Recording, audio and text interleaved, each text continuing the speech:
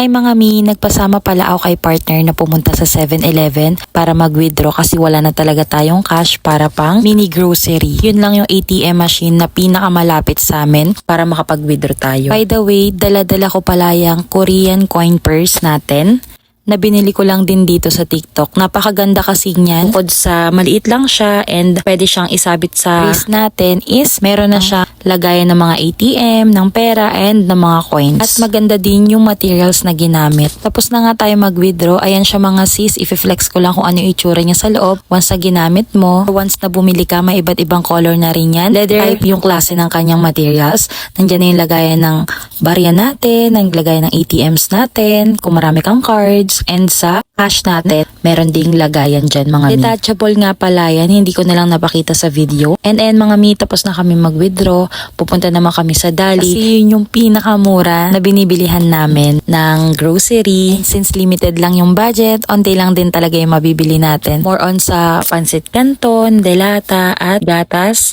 And yung ibang seasoning na ginagamit na pang araw-araw. And bumili na rin ako ng sugar, kasama na rin dyan yung ating conditioner. Alam naman natin yung Dali, maraming mura kang mabibili dyan. Tapos, ang dami pang branches para siyang kabute kung tutuusin. Pero pag ganyan-ganyan lang, kulang-kulang 2,000 na rin yung ilang piraso lang na items na nabili natin. Pero super happy na ako niyan kasi kahit onti lang yung nabili natin or onti lang yung nagkasya sa budget natin, yung makita mo lang yung lagay mo ng pagkain or yung stock nyo ng pagkain, may laman, iba pa rin saya sa puso. And hopefully, dumating din yung time talaga na mapuno ko siya katulad ng mga ibang nagva-vlog. Alam mo yon, siguro sa isang tao or isang babae, yun yung isa sa mga pinapangarap natin, yung mabuo natin yung ating mini pantry, kung may mini pantry man tayo, or yung stockan natin ng pagkain, iba sa feeling. And I hope talaga soon magawa din natin yan. Hindi ko na pala na-videohan. Lagi may dala ng packaging tape si partner kasi nag-online selling din kami. Lagi niyang dalhin sa motor. And after nyan, pinak na. And ayun, umuwi na kami.